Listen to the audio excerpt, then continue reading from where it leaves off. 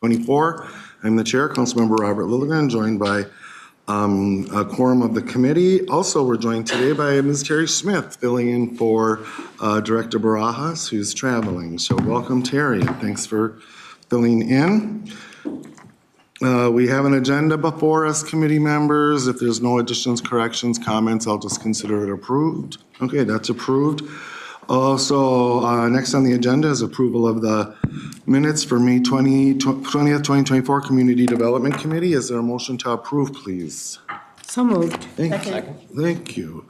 So we got motion made by Carter, seconded by several council members. Let's say Councilmember Lindstrom, since I heard him first. Great.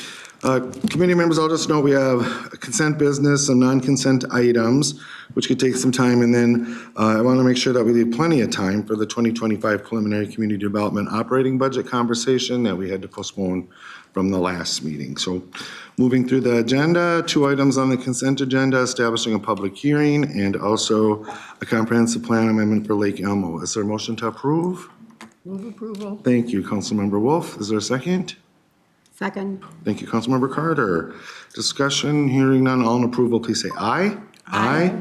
Opposed, that carries, and we'll move on to our non-consent business agenda. The first is item 2024-146, funding recommendations for the 2024 Round 1 Livable Communities Account pre-development grants. Hannah Gary is here to present. Welcome, Ms. Gary. Thanks for being here.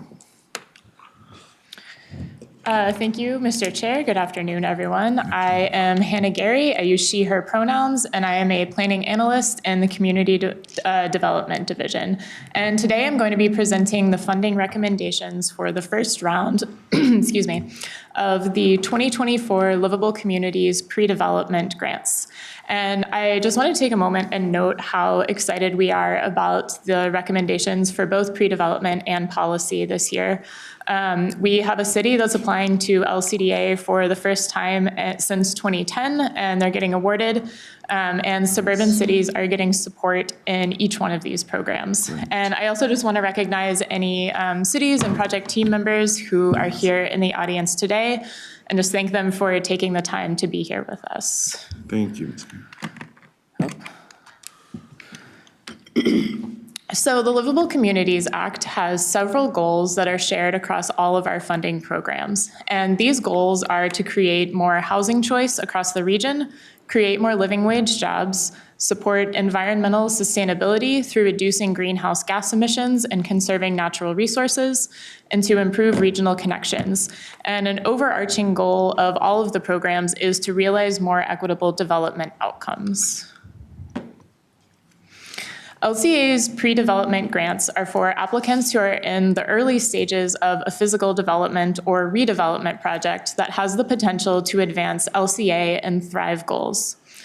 Pre-development grants are intended for projects that need to complete additional work to fully shape and detail the final development.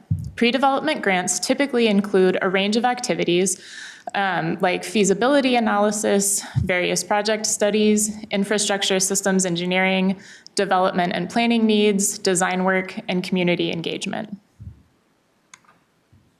As part of the fund distribution plan, which was adopted in February of 2024, Council approved up to $2 million for LCA pre-development grants to be awarded in 2 application rounds with $1 million available in each funding opportunity.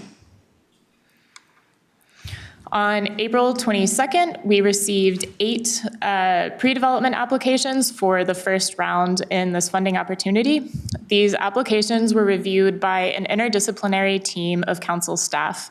And today we have the funding recommendation being presented to the CDC, and this recommendation is scheduled to go forward to the full council on June 12th.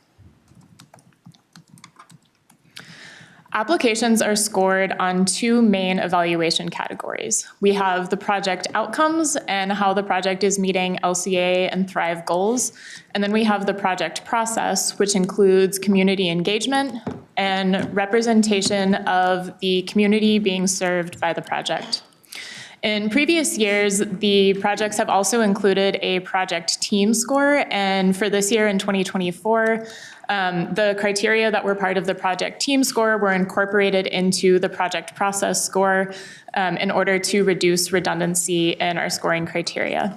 Applications needed to meet a minimum of 20 points out of 30 in order to be eligible for funding.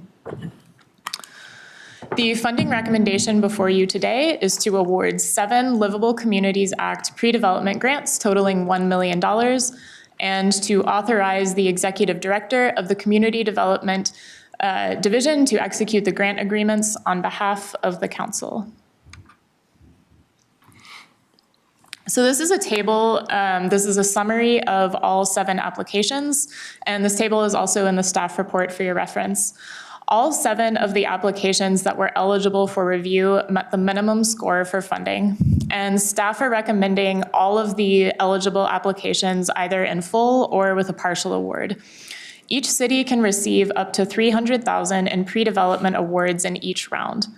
The proposed funding recommendation does not exceed the $300,000 limit for any city. And as outlined in the 2024 fund distribution plan, up to $1 million is allocated for this first round of pre-development funding. So this funding recommendation does allocate all of the funding set aside for round 1. And I'll now go through an overview of all of the projects that are being recommended for funding today. The first project that we have is 1570 White Bear Avenue, or Gloryville. This is a mixed-use development with affordable rental housing and just over 25,000 square feet of commercial and retail space. The city selected this developer through an open RFP process for the site. The project team plans to have a mix of studios through 3-bedroom units at income levels from 30% AMI to 60% AMI.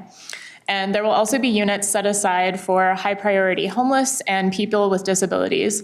The commercial space will house a grocery store and also have space for local small businesses. Staff are recommending fully funding the request at $225,000 to fund architectural design, stormwater management planning, market and feasibility studies, soil testing, and developer mentoring. The second project is also from the city of St. Paul. This is 1036 Marshall, or the Rondo CLT project. This project brings 6 new family-sized homeownership units that will be built from an environmentally sustainable design process. The units will be affordable at 60 to 80% AMI and have family-oriented amenities like shared outdoor space. Staff are recommending fully funding this request at $75,000 for architectural design and community engagement. In the city of Minneapolis, we have Penwood Village and Community Market, which is turning 4 lots into a mixed-use project with affordable housing and a grocery store. This project is in a federally designated food desert, and the project would bring much-needed access to food for residents. Additionally, the project intends to create 86 units of affordable housing with a mix of 2, 3, and 4-bedroom units with set-asides for high-priority homeless and people with disabilities. Affordability is anticipated to be a mix of 30% and 50% AMI. Staff are recommending fully funding the request of $50,000 to support community engagement, soil testing, and feasibility analysis. The second project coming forward from the city of Minneapolis is the new Nicolette project. This is the project at the former Kmart site. This project is proposing 600 to 800 units with either 20% affordable rentals or 10% affordable ownership units. The project is also proposing ground floor commercial uses that would house local small businesses.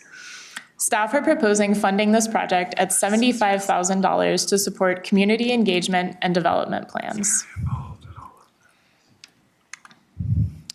The next project before you is from the City of Brooklyn Center. This is a project in partnership for the Center for Asian and Pacific Islanders, or CAPI. This project is a mixed-use space that would house the Cappy Financial Opportunity Center, have tenant space for BIPOC-led nonprofit partners, community event and training spaces, and a technology and resource center alongside a childcare incubation, a business incubator. And staff are recommending fully funding this request at $296,000 to support architectural design. In the city of Falcon Heights, we have Amber Flats, which would bring 92 units of affordable housing at 60% AMI to what is a currently vacant lot. And the project also includes family-sized units with 3 bedrooms. Staff are recommending funding this project at $204,000 to support architectural design. And the final project before you today is from the city of Minneapolis. Swank Eatery proposes a food hall concept on West Broadway in North Minneapolis. The project would provide space for 4 to 6 vendors from the neighborhood and intends to create up to 50 new jobs, anticipating at least half of those to be living wage. The project team intends to hire local residents and provide employment opportunities for residents leaving incarceration. Staff are recommending funding this project at $75,000.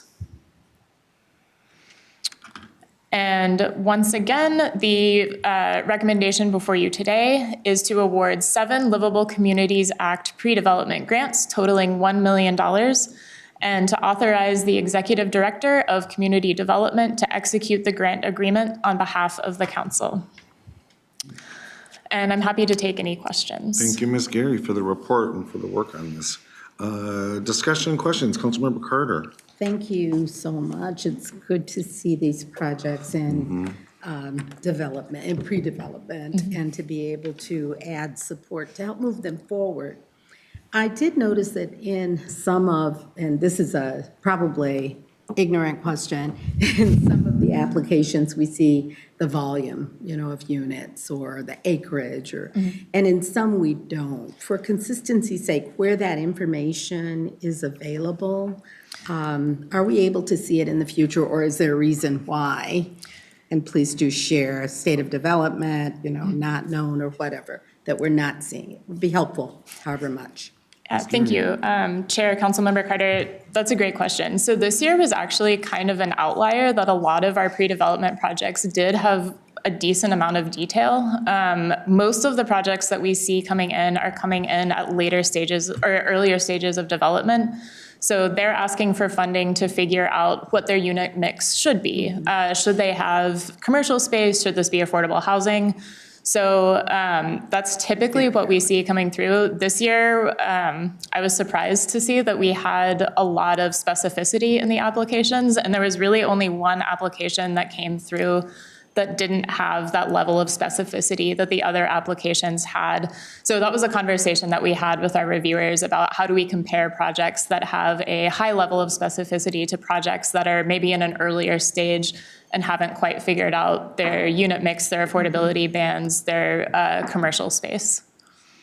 But where it does exist, I'm not sure that it always is in these outlines that we see, number of units or, specificity around the project. Where it exists, I'd really love to be able to see more. That's something that we can look at adding into the staff report. One thing that we try to balance out, because the projects are earlier on, what we put in the staff report goes into their grant agreement. So if the project changes from the point that they submit the application to when they sign the grant agreement, we then go through an amendment process. And with projects at an earlier stage, we expect changes. But if there are any questions, I would be happy to send you all of the specifics that are in the applications. Thanks for the explanation. I appreciate it. Thank you, Councilmember. Thanks, Ms. Gary. Further discussion on the report? Yeah, Councilmember Chambliss. I don't know if it's discussion, just comments. I really like the fact that the cities have taken the initiative for submitting these pre-development grants. I'm particularly happy to see that the Glenwood project, an area where there's a federal designation as a food desert, has the food options available in there. And I wish we were past the pre-development stage, but hopefully they'll be able to make it through the entire development process and service the cities. Great. Thank you, Councilmember. Further discussion, Councilmember Johnson. Thank you, Mr. Chair. And Hannah, were there other applications other than the one in Brooklyn Center that wasn't eligible? Were there other applications that came in from around the region? And do we know why not? Or was this so specific that it would only fit certain projects or? Ms. Geary. Chair, Councilmember Johnson, these were the applications, all of the applications that were submitted for this round. So the only project that wasn't eligible was that Brooklyn Center project for this year. I'm just curious, and it's great, these are great projects, I'll be supporting them. I'm just curious why there weren't more communities outside kind of the, inner core and suburban ring and urban core areas. Yeah, one of the things that we've been seeing lately is development is kind of slowing down in general. So we're monitoring how that's going to be impacting our programs, and is definitely part of the conversation that we're having around our LCA change process. And Mr. Chair, and do you think it's slowing down more in some of the suburban communities that are in the, developing and emerging rings, and that's why we're not seeing it, and it's only projects that are in the urban core and adjacent to the urban core that are still able to apply? Ms. Geary. That's not something that I can speak to with a lot of authority. We typically see more development in the urban core rather than outside of the urban core. So I would imagine that the trend has an impact. That trend that we're seeing of development slowing down, we're seeing far fewer developments in areas outside of the urban core, but that's purely speculation on my part. Yeah, I just wondered, based on the comment that development is slowing down, certainly it's a weird development construction world out there. But yeah, just again, curious how we can attract, if there are projects happening, how we can attract more into these programs. Thank you. Further discussion, Councilmember Chambliss. Yeah, since I'm not an expert, so I'll just say anecdotally, I did talk to the economic development director, the prior economic development director at Brooklyn Park. And we have a lot of emerging development still left in Brooklyn Park. What I was told was that there was a slowdown with commercial development in terms of making that financially feasible.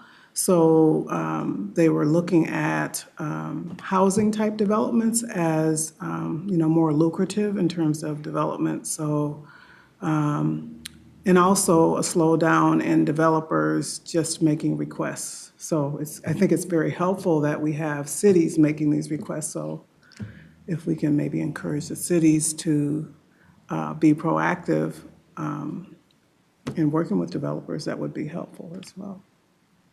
Thank you, Councilmember. Yeah, Councilmember Johnson? Yeah, thank you for that, Councilmember Chambliss. Eric Hansen's, is that who, Minneapolis, Brooklyn Park, is that his, I'm sure that's his name, that developed the, no? Oh, I'm sorry. The gentleman you spoke to. Kim Berggren. Okay, Kim too, she's great, yeah. Yeah. So, yeah, I appreciate that. So we'll just, again, cross our fingers that more will apply, and again, very happy to support these tonight, just hoping that we get more from throughout the region. Thank you, Councilmember. Further discussion? Any further discussion?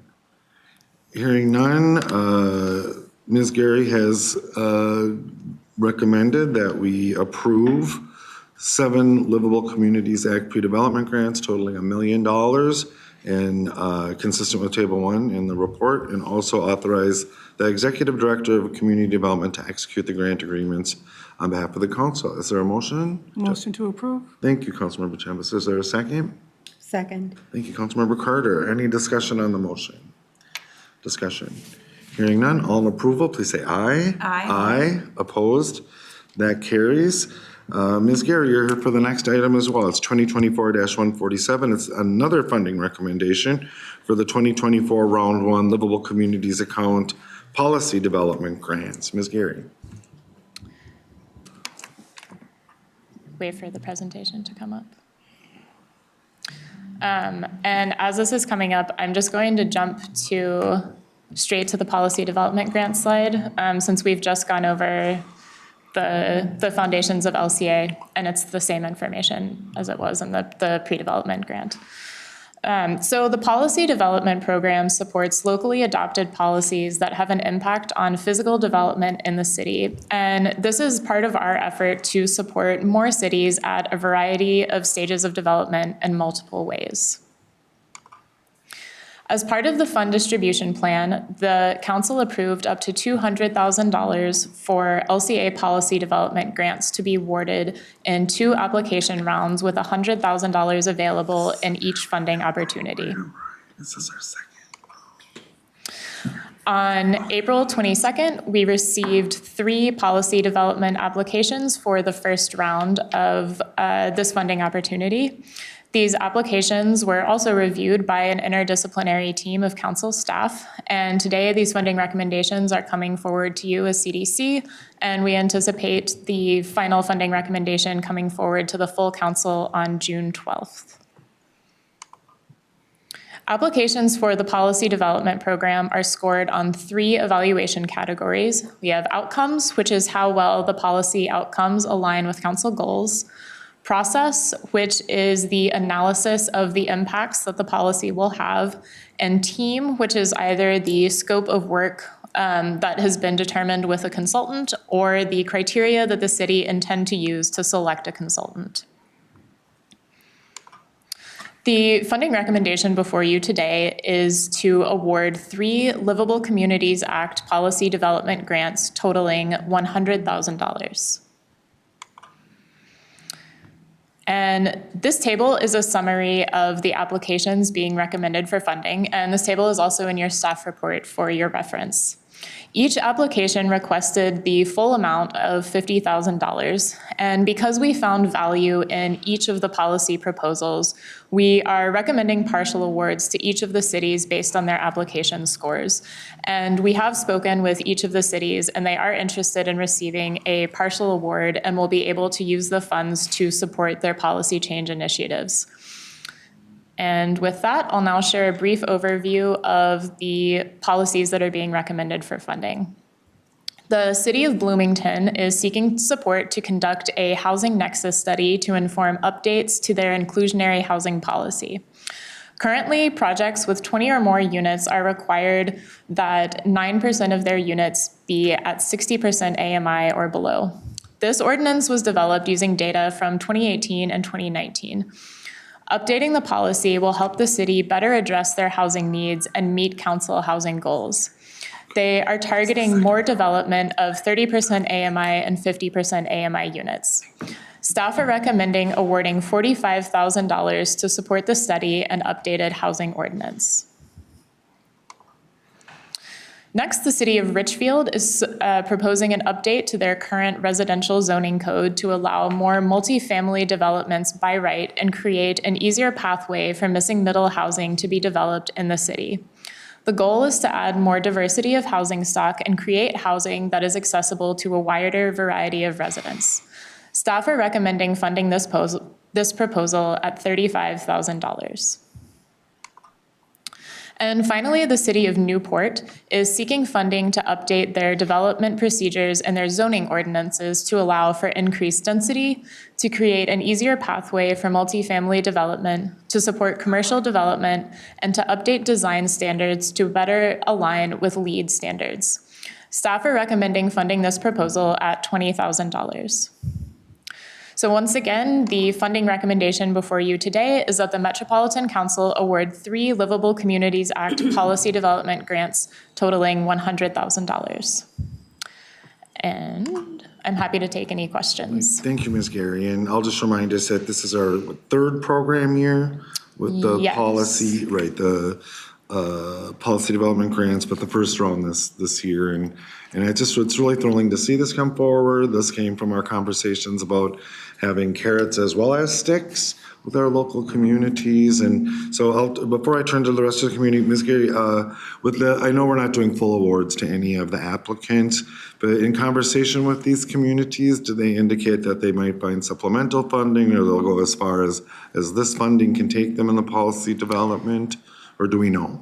Mr. Chair, I have had that conversation with one of the communities, and they will be reducing their scope of engagement Okay. slightly. And that's not a conversation that I've had with the other two cities. And these cities will also be eligible to apply again, given that they were all awarded partial funding. So it will be an option in the future. Cool, thank you. Discussion on that report, Councilmember Chambliss.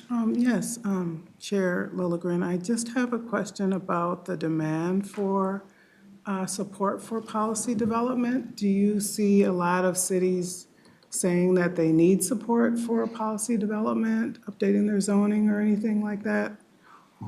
Mr. Chair, Councilmember Chambliss, we have seen an increased demand. So in the prior 2 years of this program, we didn't have any applications in the first round, and we're either undersubscribed or right at subscription for the second round. This year, we're oversubscribed in the first round. And in having conversations with cities, the things that we're hearing cities need support for are updating policies and doing more proactive planning kinds of work. So that's another thing that's part of our larger LCA program change conversation.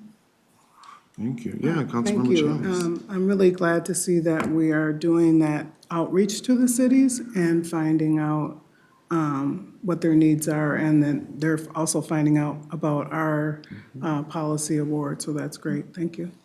Great, thank you. Excellent point. Further discussion on that report? Any further discussion?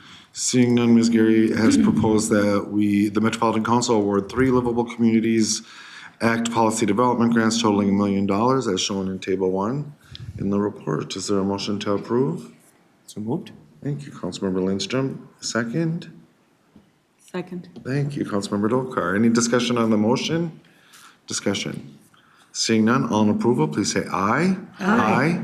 Opposed? That carries. Thank you so much. Thank you, Ms. Gary. And we'll move on to our next business item, which is the 2024 budget amendment, second quarter. Heather Giesel is here to present. This is a joint committee's item. Ms. Giesel, welcome. Thank you. Yeah, thank you. Good afternoon, Mr. Chair and committee members. I'm Heather Giesel. I'm the Director of Finance and Administration for Community Development and Metropolitan Transportation Services. So as most of you know by now, budget amendments are a routine part of our annual budget process, and we come to you approximately quarterly to adjust our operating and capital budgets. Tonight, we are requesting to amend Community Development's operating budget and capital program. First, in the authorizing new projects section, we're requesting to authorize $2.5 million in state general funds for a grant to the city of St. Paul. This is for the Walk-On Teepee Center. Some of you may be aware that this appropriation had originally been granted to deed, but we pursued a legislative change this last session to allow for the project to come through the council to make the grant to the city of St. Paul. That will be for construction of a reception area, classrooms, permanent and temporary exhibit space, a community gathering area, and gathering space. Moving on to the administrative adjustments section. So project details for these adjustments can be found in attachment 3. They represent projects where the funding has already been approved and is now being programmed to a specific project. So just as a reminder, there is no formal action for you to take on these administrative adjustments. Tonight, we have included the adjustments for transparency and accounting purposes only. This amendment includes 22 regional parks and trails system competitive equity grant projects awarded by the council on April 10th of 2024. It also includes several acquisition projects which were approved by the council through separate official actions and at the recommendation of the Metropolitan Parks and Open Space Commission. And the other projects that you see in this section have been reviewed for conformity with the Regional Parks Policy Plan. In the closing project section, we are removing just over $424,000 from 4 completed projects from the Parks Authorized Capital Program. All projects are complete and have been fully expended. Additionally, we are removing 1 project totaling approximately $295,000 from the HRA ACP for projects related to capital expenses within the Family Affordable Housing Program. On the operating side, our only operating adjustments are in HRA. We have revenue increases of $60,000 from HUD admin fees to hire an additional mobility coordinator, and then a $2 million additional expense adjustment for 5 replacement properties for the Family Affordable Housing Program.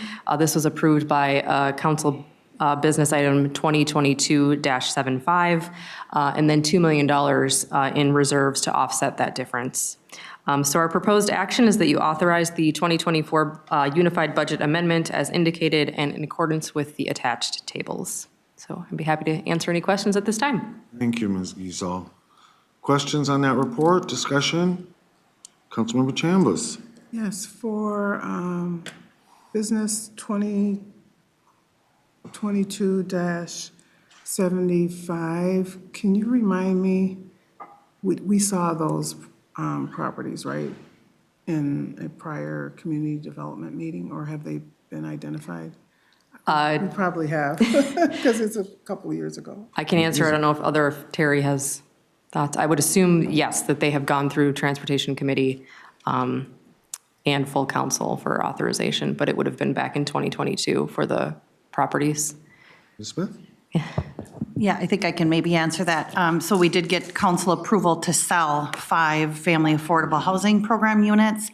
And this budget amendment brings in $2 million because we're selling smaller 2-bedroom condo style units. I think one's a 3-bedroom. And our intention is to purchase single-family homes and larger single-family homes to replace them. So there's a gap. And so there will be about $1 million gap is what our partners in the real estate office have projected for us. So this $2 million is to help fill that gap so we can purchase replacement units and then for any rehab that's needed for those new units. Okay, so we haven't seen the replacement units yet. Mr. Chair and Councilmember Chambliss, that's correct. The units are just about to go on the market for sale very soon in the next couple of weeks. Okay, and then we'll start looking?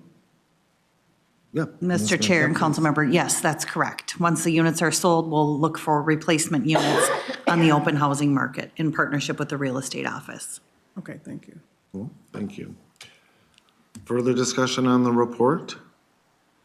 I'll just note, Councilmember Chavez, when I was first briefed on this item, I thought the gap was going to be bigger than just the, so it'll be interesting to see. We're kind of in new kind of territory here. Mr. Chair? Yeah, Councilmember And the Johnson. timing then of, purchasing new units would be when? Ms. Smith. Yeah, Mr. Chair and Councilmember Johnson, it depends on the market, what's doing in the market. So instead, because these are all similar type units and we don't want to flood the market with putting them on the market. So we'll do so sort of trickle them into the market, is I think the language the real estate office used. And then once we sell a unit, then we'll be on the market for a new one. So it just depends what's on the market and when, but soon thereafter. Yeah, I appreciate how tough this market is, whether you're buying or selling, it's just weird and everything. So, I don't know when the perfect time is to ever hit a market, buying or selling. Just, it'll be interesting to see what turns out. And Ms. Smith, thank you. And correct me if I'm wrong, but we're kind of moving away from multi-unit attached kind of townhomes into more single-family freestanding homes, correct? That's accurate, Thank you. Mr. Chair. And Mr. Chair, I'm surprised too, there's not more of a gap because a single-family home anywhere right now is tough to find at what you can get for what some of our townhomes go for. So. Agree.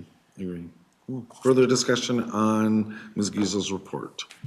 Further discussion? Hearing none, we have a recommendation for proposed action that we adopt the resolution 2024-7, is that? No, that can't be right. Oh, that's for the MHOP unit. Oh, I'm one ahead. All right, thank you. I'm over-prepared. Okay, here we go. So we have the recommendation from Ms. Giesel that we authorize the 2024 Unified Budget Amendment as indicated and in accordance with the attached tables. Is there a motion? So moved. Thank you, Councilmember Carter. Is there a second? Second, Thank you. I can't tell. Was that Councilmember Chambliss? yes. Thank you. Discussion on the motion? Any discussion? Hearing none, all in approval, please say aye. Aye. Aye. Opposed? That carries. Thank you, Ms. Giesel. We'll see you in a minute. Yep. And we'll move on to our final business item, which is 2024-127, and that's to adopt the Metropolitan Housing Opportunities Program, resolution number 2024-7. And Ms. Smith will present. Ms. Smith.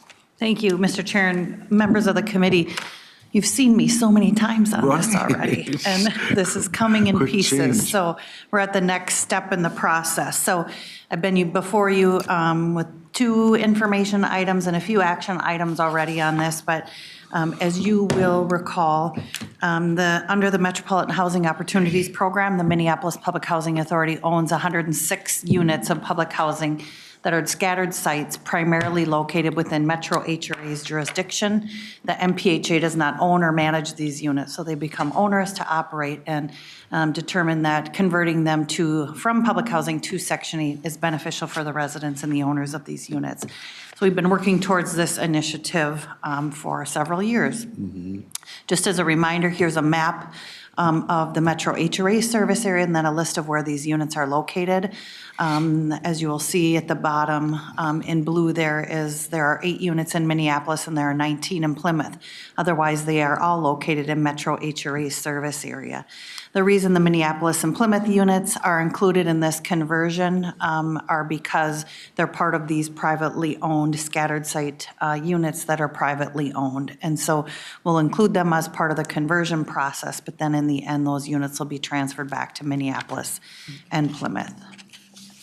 So this just shows you sort of where we've been, and where we're going. So in terms of concept approval, I was before you back in June and October of 2023 for your sort of approval and blessing to move forward on this. The Public Housing Agency Plan modification was approved by the council just in April of 2024, and that has now been submitted to the U.S. Department of Housing and Urban Development. You authorized a joint powers agreement, or the council did back in December of 2023, and that's in the process of being executed right now with both Plymouth and Minneapolis. And what that joint powers agreement does is allows Minneapolis to continue to operate the units while they remain public housing.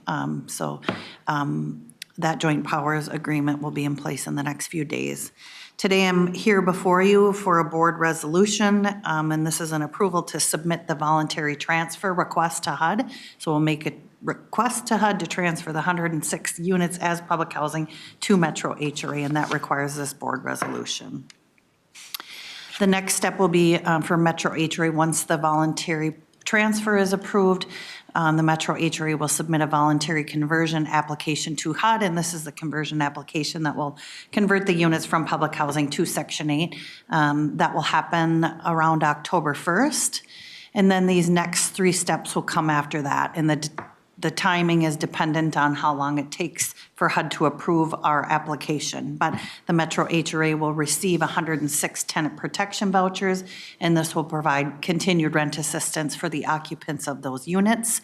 The 19 units will be sent to Plymouth, transfer these vouchers back to Plymouth. The 8 will go back to Minneapolis, and then the Metro HRA will convert the remaining tenant protection vouchers to project-based vouchers. The items that will still need your approval, so I'll be back with the voluntary conversion application sometime before October. And then the last step for the project basing will require your approval as well, so I'll be back for that step as well. And so that's where Ms. we. Smith, the question from Councilmember Just real quick, Johnson. and on the project-based, is that just rather than a regular Section 8 that can be moved? Is that just because of just the way the Holman unit decree, the Holman decree was set forward, and just the ownerships of it now? Is that why it has to be project-based? Ms. Smith. Mr. Chair and council members, when I was before you the first time on this back in June of 2023, there was some concern expressed, I think, that I share with you about long-term affordability for these units. And if they were tenant-based, that wouldn't ensure that the unit remains long-term affordable. So those, we then had some internal discussions and determined project-based vouchers were probably easier for us to manage as staff, but then also are more longer-term commitment for affordability. So the intent is to do 20-year project-based voucher contracts with the owners. There are a few where I'm trying not to get too far in the weeds. Some of these units are all under a use restriction with the counties because they're public housing units long-term. And those use restrictions go through about 2035, give or take a year or two for some of them. And so some of the owners have requested a contract that is concurrent and expires at the same time that that would be lifted. So we think it's reasonable to honor that. And so it was more of that long-term affordability piece that led to the project basing versus tenant-based vouchers. And just one Councilmember quick follow-up. Johnson. And so if somebody has now what would be converted into a project-based voucher, can they then, in a given period of time, decide to move somewhere else and that affordability could leave that building? Ms. Smith? Mr. Chair and Councilmember Johnson, the affordability will stay with the unit because once it's a project-based unit, that will always remain project-based or as long as a contract is in place. But a tenant, just like the regular project-based voucher program, after a year, they can take a tenant-based voucher to move to a location of their choice. So that, and which is why this is sort of a benefit for the residents, because under the public housing program, they're only assisted if they're living in that unit. If they choose to move, they're moving unassisted. So that's where the benefit really comes in for the residents. Okay, thank you, Mr. Chair. Thank you, Thank Terri. you. Ms. Smith? Okay, so the proposed action before you today is that the Metropolitan Council adopt resolution number 2024-7 for the Metropolitan Housing Opportunities Program, authorizing a voluntary transfer of 106 public housing program units from the Minneapolis Public Housing Authority to the Metropolitan Council Housing and Redevelopment Authority, and an acceptance of those 106 public housing units. And then also authorizing the Director, Housing and Redevelopment Authority to execute any required documents and forms associated with the transfer. Thank you, Ms. Smith, not just for the report, but to you and to your team for staying with this. It's been a long process. It's a highly technical process, and so our thanks to you and your staff for sure. Discussion on that report? Any discussion? All right, seeing none, Ms. Smith has proposed an action. Is there a motion to approve? So moved. Thank you, Councilmember Johnson. Second? Second. Thank you, Councilmember Dvorak. Discussion on the motion? Any discussion? Hearing none, all in approval, please say aye. Aye. Opposed? That carries. Thank you. And we have dispensed with our non-consent business items, and we'll move on to our one information item for the evening. It's been deferred. Ms. Giesel, thank you for your patience in that. And it's the 2025 preliminary community development operating budget to be presented by Ms. Giesel. Thank you, Heather. Hello again. Hello. Good evening. So this presentation allows us to dig deep into what the program units have been up to over the last year or two, and then highlight some of the coming attractions. So for today, we'll follow the same pattern that we have over the last couple of years, go over some background of what CD work has been doing, what the economic conditions are in the region, advancing Thrive MSP 2040, building towards Imagine 2050, go over the 2025 sources and uses, and then some of the 2025 upcoming targeted conversations that we have. So just want to say that I've done my best to frame the presentation based on prior feedback, but if there's anything, any information in here that you have additional questions on, or if there's anything that I've missed, please feel free to let me know, and I can get that to you, or I can make modifications for next year. So many of you have seen this chart before. We're really early in the budget process. This was the division's first take at our budget. We refined the budget through a course of different conversations throughout the year, through targeted conversations on specific subjects. And some of it is just, development of the budget throughout the year. The HRA budget doesn't tend to land until much later in the year because of when we receive information from the federal government and the differences between the federal budget years and the council budget years. So as of right now, Metro HRA is largely forecasted. We'll tend to land that later in the year. And we'll also be coming back to talk to you in a few months about the capital program as well. So objectives for today, primary focus of our work and therefore the budget that we build is to support Thrive MSP 2040, more specifically the Housing Policy Plan, the Regional Parks Policy Plan, and then we also lead development of the regional plan, but we have some specific policy plans that we support ourselves in CD, and those are some of the things that we're focusing on when we build the budget. Another one of our objectives is financial stewardship, so paying a lot of attention to financial stewardship, not only looking at the annual budget, but we're looking at the multi-year budget, looking out into forecasting future years, as well as our long-range capital plan, and making sure that we're structured over time. So the framing is a list of the items that you have helped develop over the course of your time here. Framing the issues is what our regional role is. Providing data analysis and research, specifically desegregated data when we can. Taking a look at our equity impacts. Taking a look at general economic conditions. Identifying ways where we can leverage other regional, state, or federal funds where we can, figuring out how and where we can make timely financial impacts, and then supporting council initiatives, so things like the Climate Action Work Plan and the Culture Survey and equity initiatives.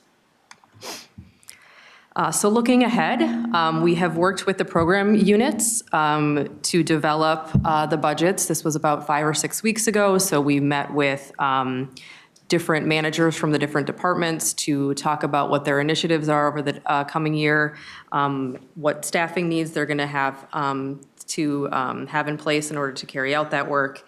Some of it is landed, but because this was done earlier in the year, some areas are still subject to change. So some of the opportunities to make changes, we'll be taking a closer look at financial forecasting for 2025 with the end of session. So legislative outcomes, when I wrote this presentation, session hadn't necessarily ended. But we now know what some of those initiatives look like. So budgeting for those in 2025 as well, specifically related to parks, closely watching our federal budgets, which has the biggest impact, of course, in Metro HRA, continuing to support council strategic initiatives as those develop, and then division work planning efforts. As you know, you've helped develop them over the handful of years. So we'll start working on those later this year. So now I'm going to dive into some of the economic conditions. I'll just give a hat tip here to the research folks for providing this information. So I'm leveraging pretty much point for point what they've shared. And there are some additional resources in the slide deck. But if there's anybody who's interested in a deeper dive into that information, let me know and I can get it either from research or have you connect with them one-on-one. So the Minneapolis-St. Paul metropolitan area is settling into a new normal following the COVID-19 pandemic and its economic disruptions. Employment and economic activity that were lost during the pandemic have been regained overall and in most industries. The annual gross state product for Minnesota was estimated at $472 billion in 2023, resulting in an annual growth of 1.2% in real inflation-adjusted terms. Half of the national level GDP growth. Businesses cite inflation, high interest rates, and a tight labor market with limited workforce availability as their most common concerns and challenges. Some of the other segments, some segments of the economy have bounced back, others are experiencing new challenges. In the metropolitan statistical area, the construction sector, manufacturing, wholesale trade, and the transportation have largely bounced back. Local demand serving in-person service industries continue to see struggling demand and reduced activity and unused capacity. Industries that have not regained past employment include things like food services, hospitality, retail, as well as temporary employment and information services. So job opening rates are at record levels. Unemployment rates continue to fall steadily. So unemployment rates have fallen steadily from the peak that happened back in May of 2020. 4.8% in December of 2020 and have remained around 2.2% since December of 2022. The Great Resignation exodus continues. So we've seen a lot of unemployment not get filled by folks who left the labor market during the pandemic and have not returned. So there are about 10,000 fewer than 2019 and 50,000 fewer than what we would have expected with normal demographic growth. And job opening rates in Minnesota continue to be at record levels, 6 to 8% of all jobs being open in every month from May of 2021 to December of 2023. And I think we at the council have seen some of those challenges in filling positions and having people leave just with the number of jobs that are open in the area. It's a market for folks to be looking. So these are the data and sources that were cited in the economic conditions provided by research. So lots of useful and good information here if you're interested in finding out more. But I'd also be happy to share additional resources or have you set up time with research to discuss if you're interested. So transitioning to talk about what the budget investments have been and have accomplished over the last 12 to 18 months, and how did they materialize in advancing Thrive MSP 2040. So one of the big recent initiatives, and I think you've all seen conversations coming here, has been with the 2050 Regional Development Guide. So planning for a thriving Twin Cities region. Community development staff undertook significant public engagement for Imagine 2050, have drafted plans for parks, land use, and housing, and completed preliminary local forecasts. We have also begun plans for plan adoption, system statements issuance, and then planning for technical assistance for local comprehensive planning after the 2050 development guide is adopted. One of the other initiatives is equity. So there has been a partnership between the Equity Task Force, which is an internal staff-led group, and the Center for Urban and Regional Affairs to develop a regional equity framework for Imagine 2050. This was endorsed by the council in the fall of 2023. And the Equity Task Force is a cross-divisional team. The equity framework is accompanied by environmental justice framework, which is also a cross-divisional team led by CD staff. And that equity, or that environmental justice framework was endorsed by the council back in April of this year. So we've also, in addition to those things, have invested in the community through housing choice and capacity. We've solicited the second round of the Competitive Equity Grant Program and awarded $3 million to 5 communities through the second year of the Affordable Home Ownership Grants in LHIA. Also promoting equity across the region in our day-to-day work. So centering racial equity and environmental justice, creating real choice in where we live and recreate, investing in affordable housing.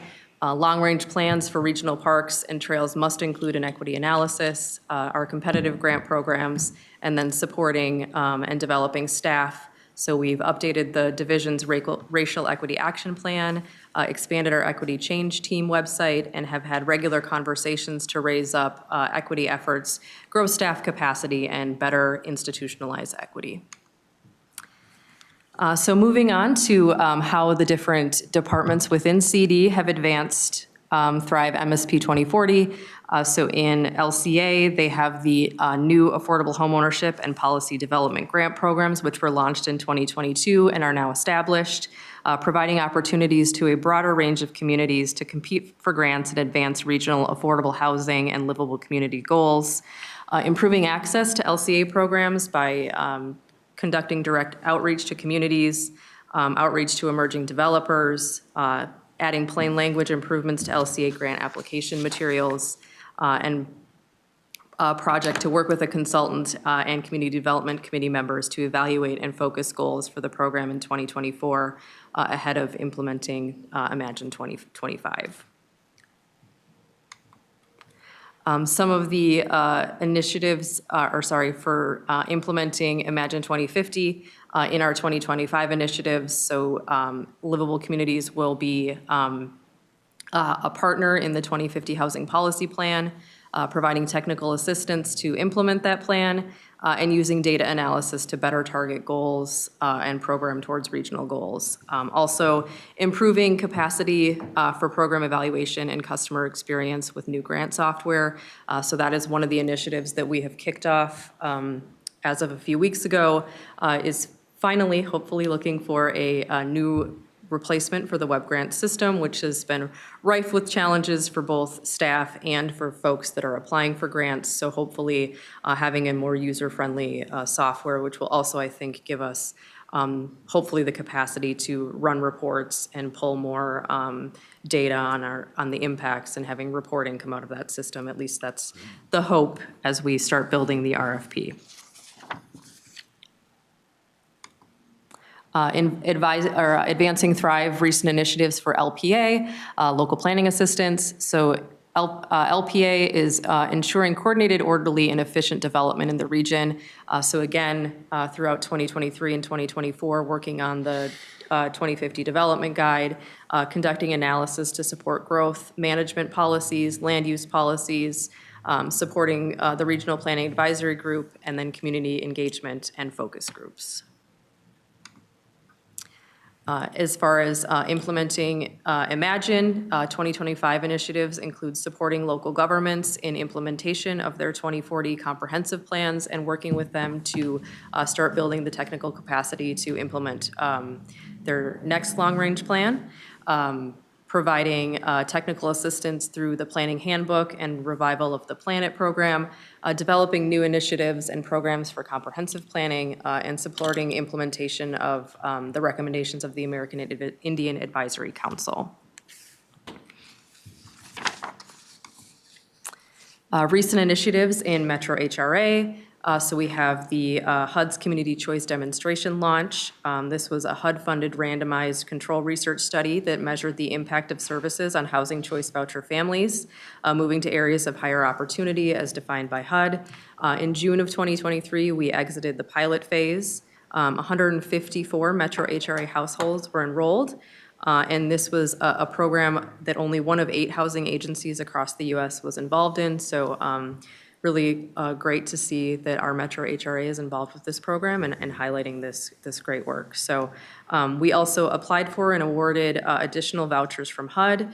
So back in January of 2023, there were 30 new vouchers. And then in September of 2023, 26 new incremental general purpose vouchers. There was also, a PBV for both veteran and mainstream voucher housing that was between March and April of 2023 that resulted in 20 veteran assistance vouchers and then 20 mainstream vouchers.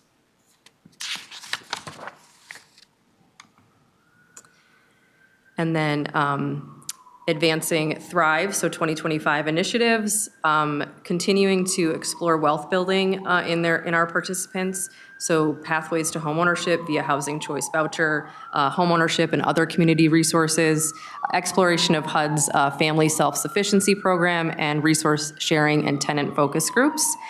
We've also implemented Bring It Home, which is a Minnesota State rental assistance program. Estimated, this will happen in 2025. Estimated 1,000 new vouchers to Metro HRA funded through Minnesota Housing, modeled after the Housing Choice Voucher Program, exploring partnerships and collaboration opportunities to meet specific community priorities and needs, and then exploring the residential preferences of housing choice voucher holders. So understanding what our voucher holders need from Metro HRA, and what influences an individual's household preferences in housing choice. And then how do race, ethnicity, immigration status, household size, disability status inform outcomes and/or barriers. And then the Housing Opportunity Through Modernization Act and the national standards for physical inspection of real estate and implementing the fundamental programmatic changes in eligibility determination and inspection standards for housing choice vouchers as directed by HUD. So recent initiatives in parks. So 2024 marks the 50th year of the Regional Parks and Trails System. There is also continued implementation of regional parks system historical cultural study, focusing on prioritized communities. The study is nearing completion with a web-based tool being ready to launch later this year. The Regional Parks GIS improvement project is nearing completion of phase 2. It'll be a refinement of the Parks and Trails GIS data and supporting agency ownership of the data set. Ramping up for the 2025 Regional Parks and Trails Visitor Study to better understand the needs of the region, and then the Regional Parks and Trails planning work, including long-range plan review, comprehensive plan, and comprehensive plan amendment review, and other environmental review. One of the 2025 initiatives that we've actually that we kicked off this year was seeking ways to more strategically fund our regional system. So there was a collaborative work group made up of council and implementing agency staff that met over several months at the beginning of this year to lay out a plan to better support our regional parks and trail systems moving forward. And a lot of that work was documented and will be built into the Parks Policy Plan. Also seeking ways to better support and fund the Regional Parks and Trails Equity Grant Program. The next funding round will be in 2 years. The Regional Parks chapter of the Regional Development Guide seeks to better position the Regional Parks and Trails system to serve all members of the region and implementing the historical cultural study, inviting members of the region to share their stories and hopes for the region. And then finally, research, so advancing a better Twin Cities region by delivering trusted, useful information. Research helped to release the Parks Use Estimate and planning for the 2025 Parks Visitor Study, developed and released the Growing Shade Tool in partnership with LPA, completed and released annual population estimates, and then ongoing work to develop the Comprehensive Climate Action Plan. For 2025, research will be releasing regional and local forecasts of population and employment. These are key inputs into the 2050 Regional Development Guide. They'll also be providing regional planning technical assistance to significant ecological areas, young leaders collaboration, community designations, and environmental justice framework, and then improving their ability to provide people-centered data analysis that contextualizes data with lived experiences through expanding qualitative research. And then 2025, new initiatives broadly for the CD division. So adopting the 2050 Regional Development Guide, the Climate Action Work Plan, so continuing those work groups and doing implementation of that. The EPA grant, the Comprehensive Climate Action Plan, and hopefully we'll also hear soon on the second phase of that EPA grant, whether or not we were funded. Federally funded HRA work, the LCA anti-displacement policy, and then as of the preliminary budget, the new FTEs that we have planned so far are a trail planner, a to-be-determined research staffer, LCA housing coordinator, LCA associate program officer, and then the HRA mobility coordinator that was mentioned in the budget amendment as well. So I anticipate there may be 1 or 2 more positions before the public comment or when the public comment draft comes out. We have talked about adding a grant staff to help implement both some of the active transportation work on the MTS side as well as some of these federal grants that we have in the works, and then also standing up some of the legislative, the tree money, as I'll call it, from this last session for parks. So getting those funds out the door, I think. So you'll probably be seeing a grant administrator and potentially a financial analyst as well, and then potentially a couple other positions also. Ms. Giesel, question from Councilmember Johnson. And I can hold my question too, but while you're on the slide. Yeah. So this is of special interest to me as Chair of the Management Committee. I've been meeting with Cassandra, our HR officer, and I've met with Gretchen, and we've got a dashboard, and we'll be having Council of the Whole, you see, coming up to talk about some of the things where we're at with our workforce. Do you, off the top of your head, and if you don't know, that's fine, because I know Michael's here, but do you know how many right now, what we are authorized for 2024, and how many vacancies we have in CD? I do, Councilmember Committee Councilmember Johnson, I do not know how many vacancies we have right now. That's okay. I don't even wanna I can find out venture a later. guess. The reason I'm asking is, it's just really important, as we are being mandated in a good way to take on extra work, and we're expanding our own scope for the goals that we're trying to meet as a region, and as challenges and opportunities come before us in this region, it requires people here at the council to do that work. So, I'm working through each division kind of in a hierarchy, the ones that are very critical, and we're working our way through. Management will get some of this information too as we continue to work our way through, but I just want the council to know that this is going to be a big budget year for us as it relates to new staff at the council. And we have positions that are going unfilled, and we're trying to make progress on that. So there's a lot that goes into it, but I just want to say how it, and then I would say this too, even just in HR, we are having to bring on new people right now, but also we'll see it in 2025, because as we bring new people on, we need HR people to A, go find them and work with the division, the managers, and B, once we find the candidate, which takes some time, and HR is very involved in that, then we have to train and onboard them. Some of these positions take quite a while for people if they don't have the particular expertise or what have you. So I am just jumping into all of this because I look at this as a risk, but an opportunity for the council, because I appreciated all of the data and kind of what's happening in the region's economy right now.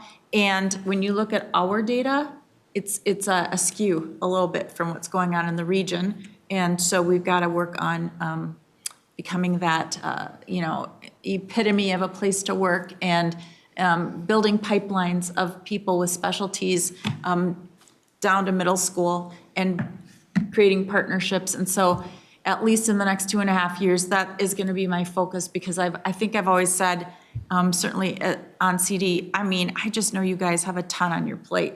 And I look at Terri, because the work that you've been doing, at least since I've been here and before, I'm sure, it's a big lift, and there's so much changing, and you have to have particular expertise. So I'm glad you're asking for these positions. As an elected official in my past life, I know that positions come forward, and by the time the final budget comes, some positions, don't make it. But I really know that it's going to, I think, be a budget that we haven't seen before at this council, and that I'm excited to see these positions coming forward, because without the people at the council, we're attracting and retaining them, and hopefully helping them have a long and happy career here with the benefits and wages that they deserve, we will be able to, without doubt, reach the goals that we're putting forward in the plan.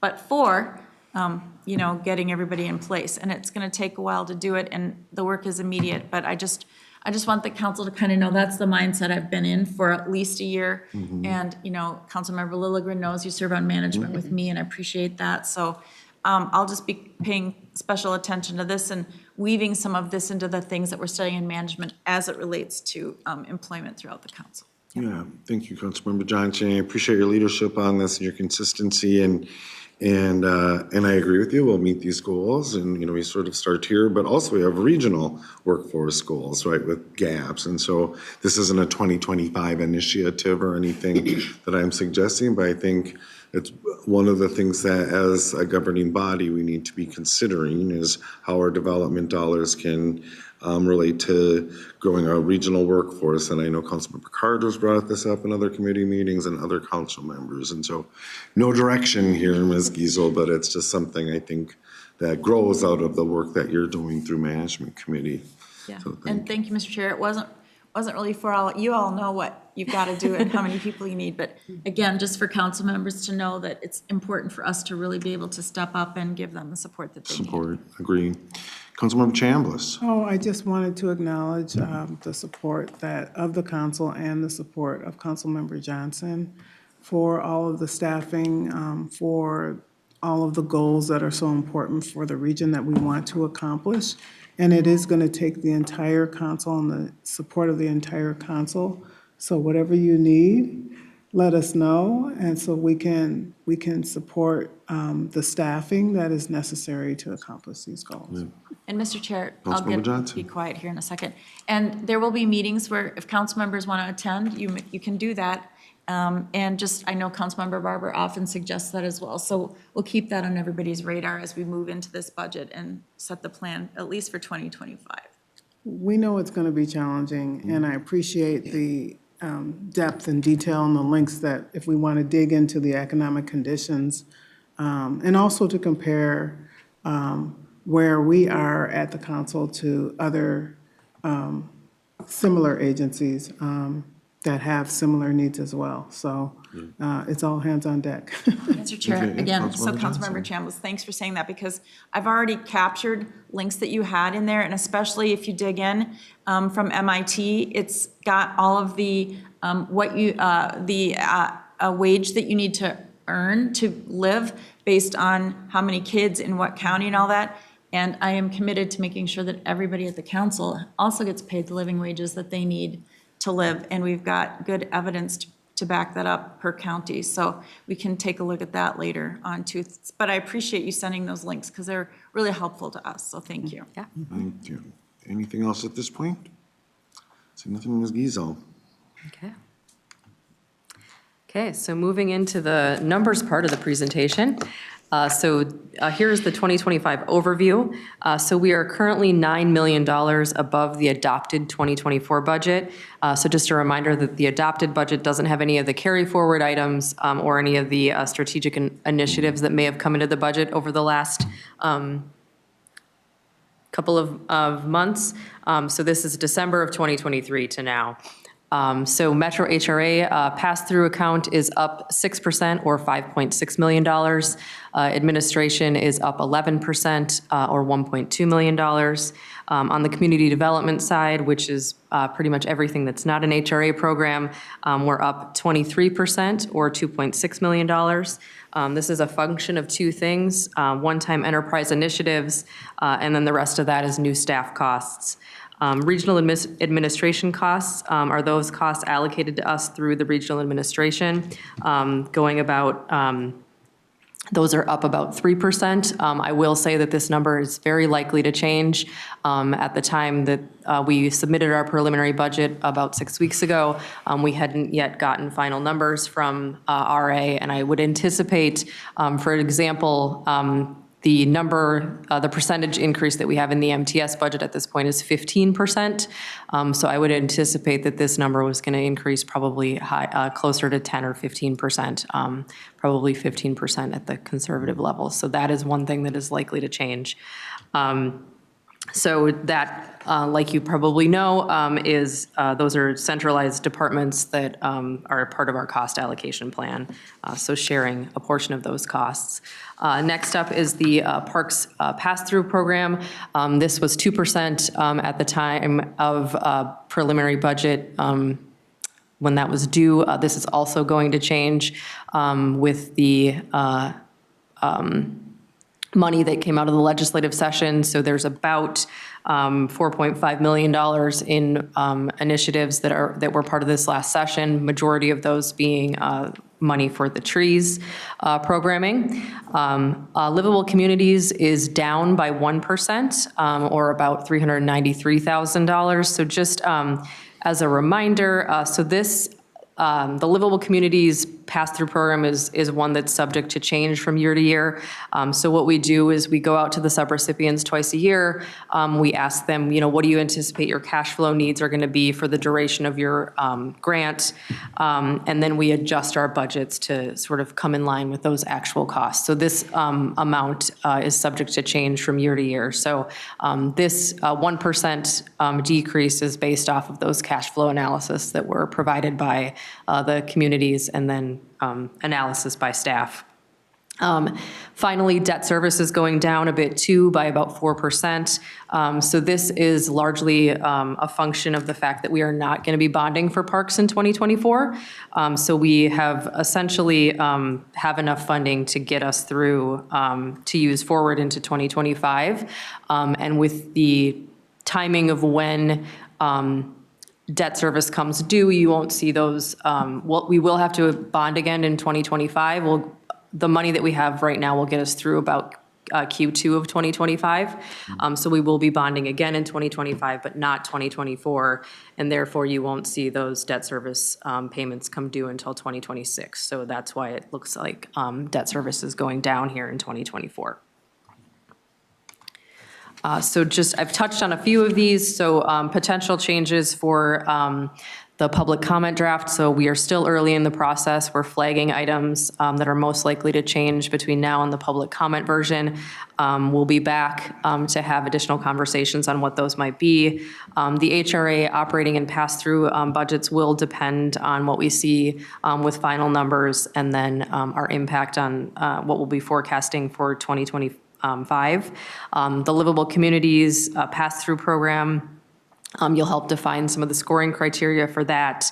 And we'll come before you, as we have in past years, to discuss the base revenue, and if there's any additional revenue that you'd like to invest in that program, through if there's things like additional interest earnings or relinquishments that you can program. And then, as I had mentioned, the parks is going to be changing as well by about $4.5 million. And then if there are any other specific projects that come out of our conversations over the next couple of months. As far as next steps, we'll be monitoring the federal legislative process. Obviously, the state legislative process has wrapped up. Continuing project refinement, having stakeholder conversations, and then any adjustments to the 2024 budget as well.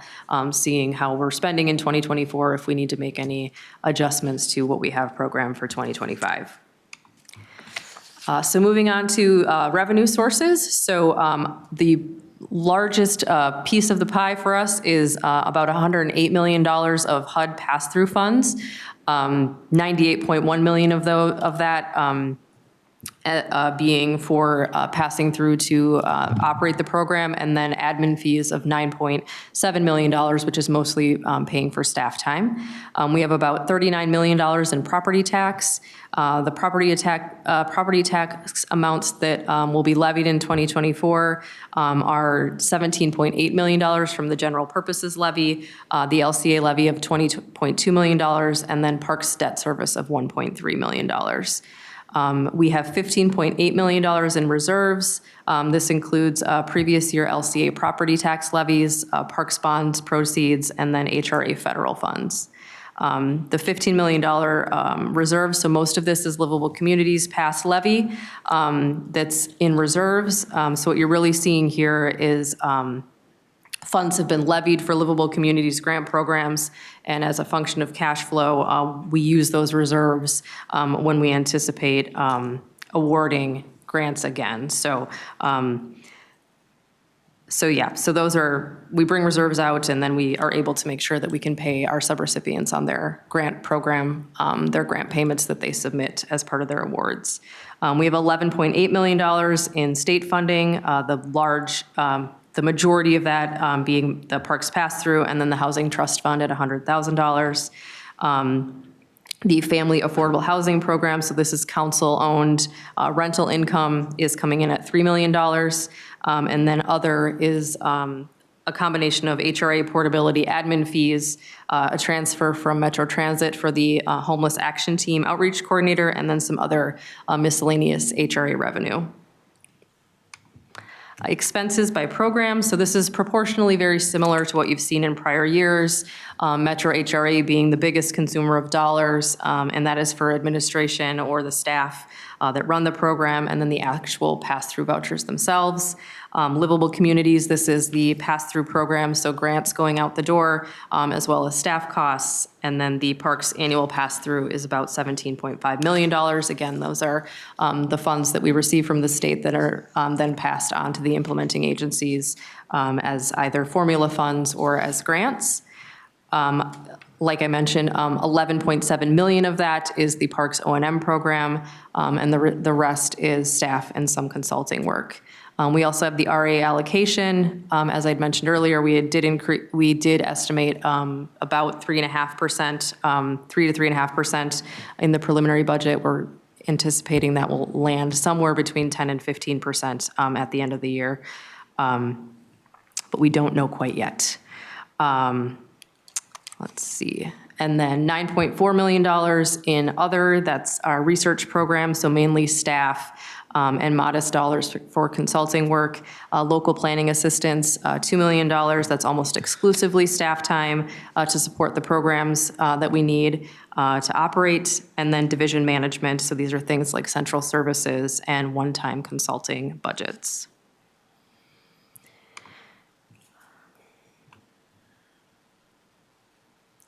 Okay, so moving on to the uses by category.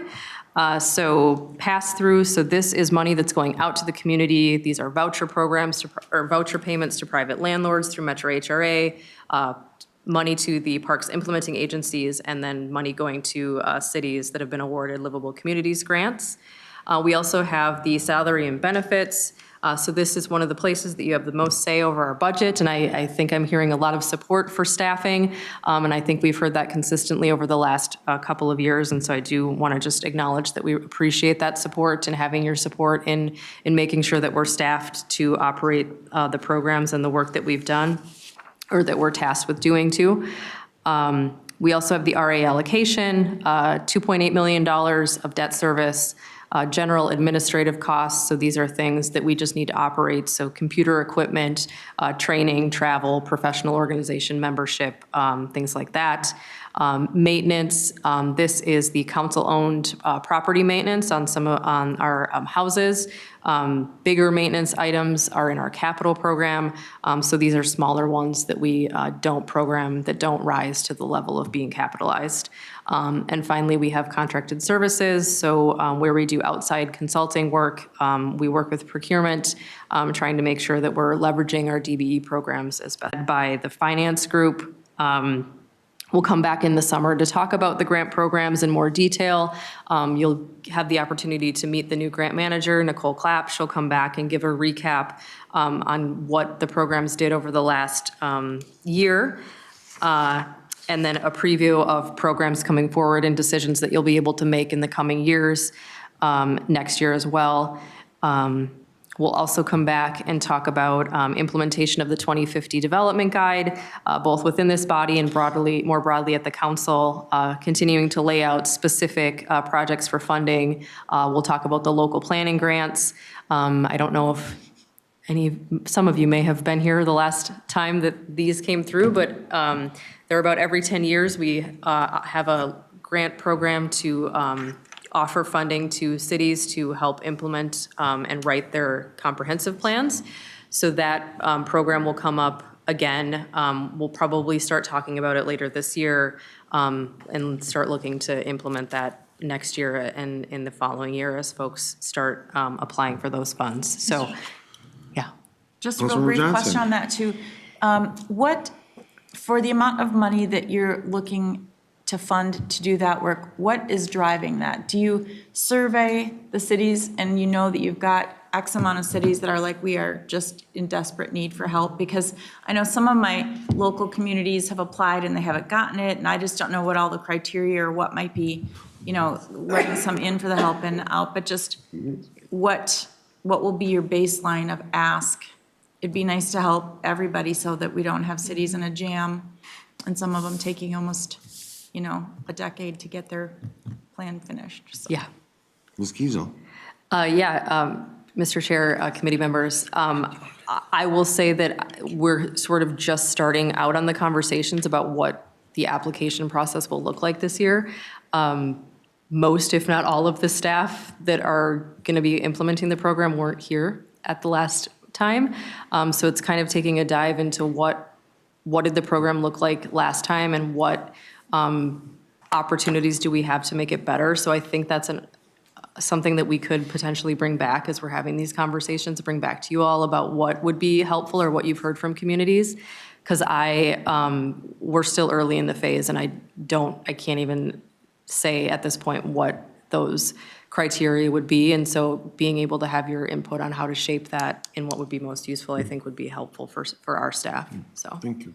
Further discussion, Councilmember Wolf. Thank you, Mr. Chair. The last time the council set a dollar amount and then the Land Use Advisory Committee chewed through the details of who would get money And it was based partly on how much growth you were gonna have and partly on how small you were and therefore didn't have the staff.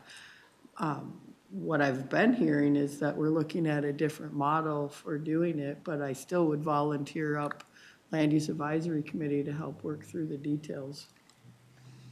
Thank you for that perspective. Further discussion, Councilmember Chambliss. Well, since you're asking, I think I'll just talk about a different topic, and that is the increase for grant programs and the grant administrator.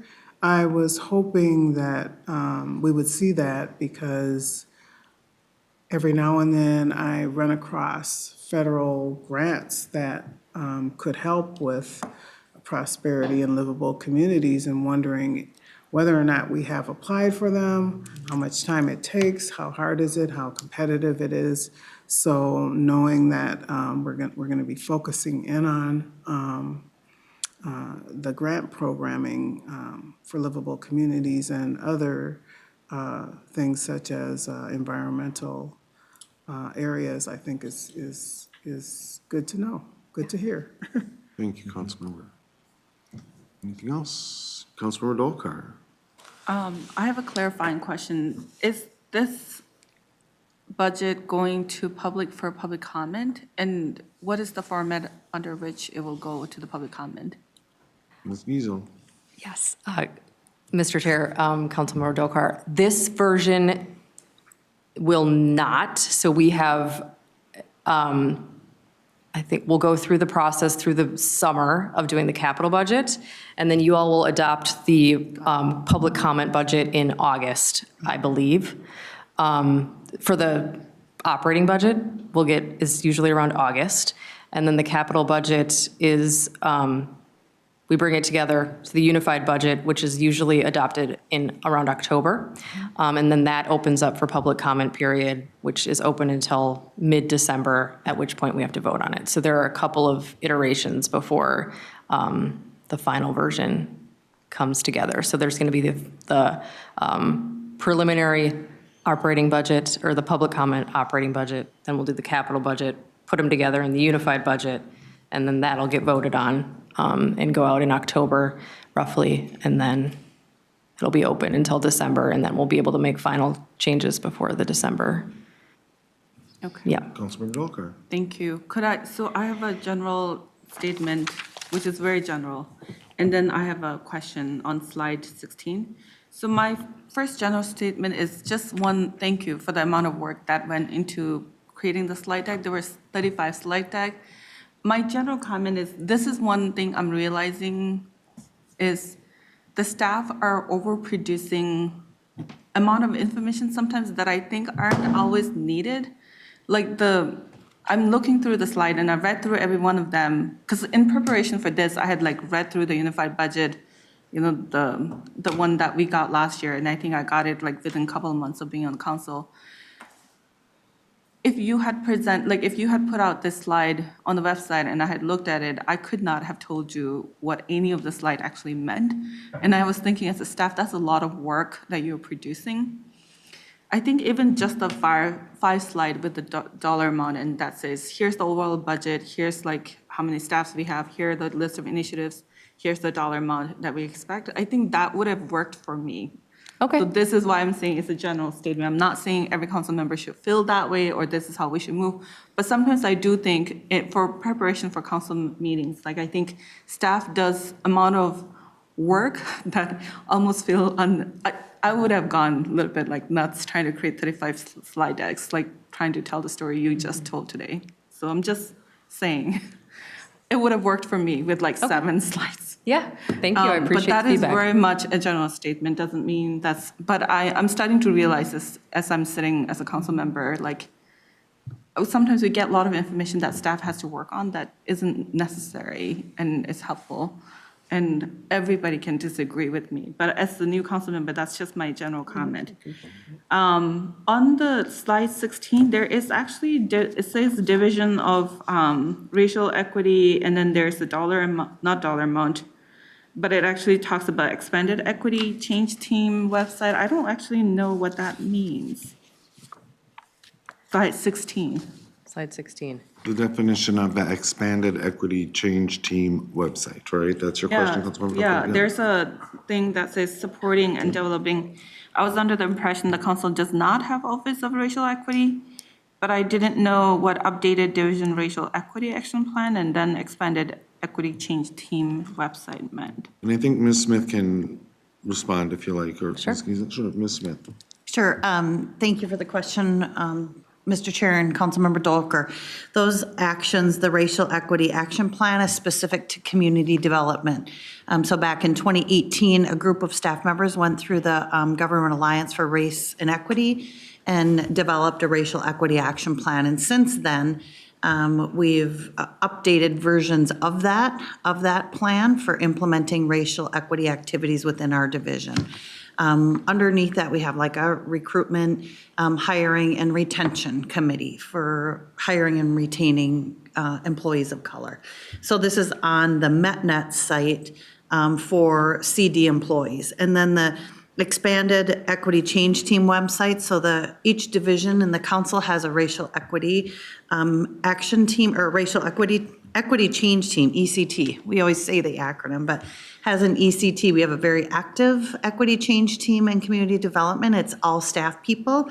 And we have two co-chairs of that committee that work on sharing resources with employees. They were very helpful and involved in updating the Racial Equity Action Plan and act as a resource for staff people on racial equity issues. And so that's what that one's about. But both specific to community development, and it's the MetNet site. So the internal website, not the external facing website. Got it. Thank you. That's really helpful. Thank you. Yes, thank you. And I do just want to say, I thank you for the feedback on the presentation, and I'm happy to take that back. And I want this time to be useful and feel like you're getting the information that you want and is helpful in guiding your decisions. So I appreciate the feedback. Well, and Councilmember Johnson, were you requesting the No, floor? I'll defer to Councilmember. Okay, I Councilmember would Chambliss. just maybe like to take this offline with Councilmember Dvorak, and maybe even talk with you, but Yeah. I think it's good to have like a high level and then break it down, because everybody has different ways of consuming information. But I would say that it was not too detailed, but I do have some ideas that I would like to talk about offline. Okay, sounds good. And I will note that we're 2 slides from the end of Ms. Giesel's presentation, so maybe we can push through and Okay. have additional discussion. Okay. Ms. Giesel. So I think we were on the planning, directing planning supports for small local governments, and then Planet, the comprehensive planning training program. So more to come on that later this year from LPA staff. And then finally, there will be a targeted topic with Metro HRA. So additional discussions on the small area fair market analysis, payment standards and utility allowances, public housing agency plan and administration plan, Bring It Home, the statewide rent assistance program, and then property disposition and purchase. Apologies. Okay, so that is all of my slides for today. I'm happy to take any Appreciate it. additional questions. Thank you so much. And I just note on the direct planning supports for small local governments, that's something I think this committee has particular interest in as we Yes. gear up for the Imagine 2050 process. And so I look forward to what comes forward throughout the season and throughout the year. Yes. Thanks. Further discussion, first Councilmember Johnson, then Councilmember Carter. Thank you so much for the presentation. I appreciated the overview and everything that you put in it. I think it just, for me, even though I've been doing this for a while and I came from city government, it just really helps me to understand all the programming that we're pushing all throughout the year and then how it shows up again and where it's going in a budget, because the budget is your blueprint for everything you're going to be doing. So thank you for that. And have we heard anything more on the Bring It Home Minnesota that will be directed or being brought into our 2025 budget is what I'm trying to say yet? I'm going to defer to Terri. She looks like she's nodding. She's just prompted and ready for this one, I can tell. It's not that much to share, but thank you, Mr. Chair and Councilmember Johnson. We have had several meetings with Minnesota Housing staff.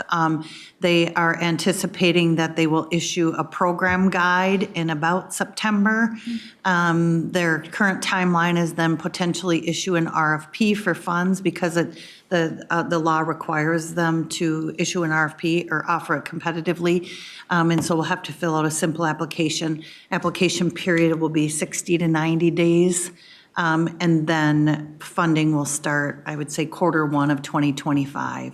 But it's hard to know anything specific until we see that program guide, because that will sort of share our sandbox, in which we can work, with these vouchers. We do know it'll be a substantial amount of money and a substantial number of vouchers. And so, we're trying to plan as best we can. When Heather was talking about additional staffing, we will certainly need additional staffing for that. But until we know what it looks like, it's hard to know what that will look like. And again, sorry, Mr. Chair. And when do we think we'll get that guide? So, Mr. Chair and Councilmember Johnson, the current timeline we have is the program guide about September of this year. Really critical timing, right? So are we going to put a placeholder maybe in the 2025 budget for those additional staff? Just so that because once we set a levy, we cannot increase it, we can only decrease it. And this, though, will probably be federal through, or state money coming our way and maybe not impacting the levy, or will we still have to bear the burden, and I mean that in a good way, in the budget of the staff outside of the money from the Bring It Home program? Mr. Chair and Councilmember Johnson, we anticipate the budget will cover the staffing we need. But whether we know about what that will be before the final budget, unlikely. It's more likely to show up in a budget amendment first part of next year. And I'm looking at Heather. Yeah. Makes sense, cool. Okay, And I know thank you. Councilmember Carter is in queue, but I Councilmember just Wolf, wanted did to you, comment on is this. that all right, Councilmember Carter? sure. Yeah, please, Councilmember Wolf. The way our ability to tax is structured, we max out our general fund every year. And if any money was going to go tax-wise, it would have to come out of the general fund, because you couldn't use it for you couldn't use any of our other levies. So I'm anticipating that the vouchers will include administration money similar to what the Section 8 program does. So for our purposes, for budgeting, we can just do an amendment next year for whatever they give us. And to that point, and we're talking about our property tax levy, correct? Yes. And so I checked on that, and I thought maybe there was some state mandate behind that. That's a council policy. No. That's we- what I- We have a limit on how much we can do in our general fund. We can use it for whatever we want. Right. But there's a state. There's a state limit, and we Okay. go up to the absolute limit every single year. I don't remember a single year when we haven't gone with We our went general. zero during COVID one year. O- Zero increase. Overall increase in the budget. Yeah. But We'll get to it. Well, sorry, I'm in a rabbit hole. I'll get back out of it. But yeah, I would just, because I was asking about that, so. Sorry. okay.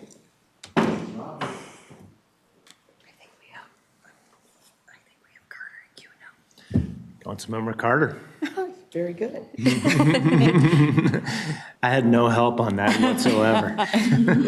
So thank you very, very much for the presentation. I appreciate that conversation that's gone on about level of detail and summary as well. And I know that those who have expressed those interests and ideas will help to make sure that we get the right level of both detail and summary.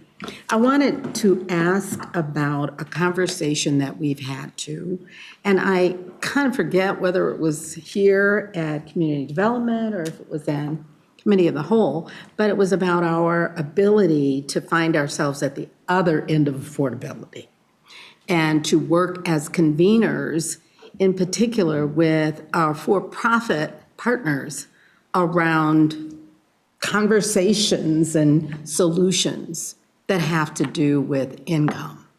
And I'm not exactly sure where we had this conversation, but we noted that we have capacity to convene. And I'm not sure if that capacity is to be found in community development, but I wanted to ask whether there have been allowances for that as you're looking at the budget and that capacity that we need to do that kind of convening. Ms. Giesel? Councilmember Lily Green and Councilmember Carter. I am not aware of anything in the budget right now around that, but that's not to say that we can't have a conversation. I don't know if Terry has additional, I don't recall being part of or hearing that conversation, so. Ms. Smith, anything to add? Mr. Chair and Councilmember Carter, I'm not certain I recall that exact conversation, but I think oftentimes what we do when we play that convener role, sometimes we work with philanthropic organizations to play that convener role, or we're part of other community conversations to move various topics forward, but I'm not sure I'm tracking on that exact You're not remembering the conversation. conversation. I wonder if others may. I do. In any case, I just want to make sure that we don't leave that off as we think toward. So I'll ask the chair to work with me in making sure that we ask it of the appropriate organization. Thank you. Thank you for bringing that up, Councilmember Carter. Happy to work with you to advance that in any way that we can. I think this convening role is really key.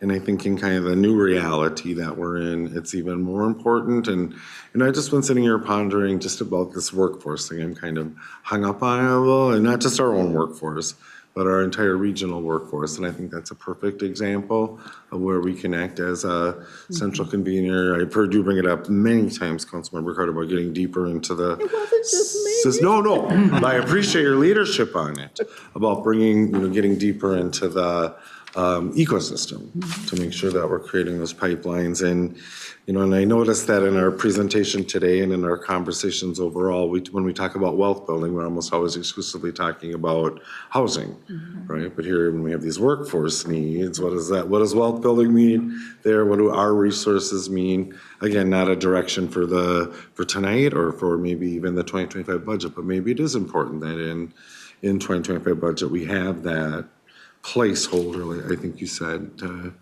have the resources to do that work. So yeah, happy to continue the conversation. Cool. Further conversation, questions, comments? Mr. Chair? Yeah, Just to Councilmember that Johnson. point, I grabbed all those links from the MIT. Yeah. If I forward them to you, would you share them with the committee? Yes. It's just fascinating when you go through to look at what it takes to live in whatever county you're in our region. Sure. To be able to afford, and it lists out all the things that you need, and it's eye-opening, and it just shows why people are struggling and we're losing more of the middle. Please, yep, happy to get them out to the committee. Michelle can help with that as well. Cool. Any further conversation? My apologies for jumping out. I was expecting a call before 6 o'clock, but that wasn't a call. It was just a spammy one. So I was very disappointed. All right, so I appreciate Councilmember Winston leaping into the chair. Cool. Any further discussion on this item? Okay, thanks, Ms. Thank Giesel. you. Look forward to the ongoing work. Thanks to you and your team. This is deep work. Ms. Smith, anything else for the committee? Michelle, anything? I do want to state, our next meeting will be June 17th, and I will be including in that poll your plans for July 1st, that 4th of July week. So I'll be kind of giving you an advance poll for that. Thank you. Thank you. Anything else? All right, seeing no further business before this committee, we're adjourned.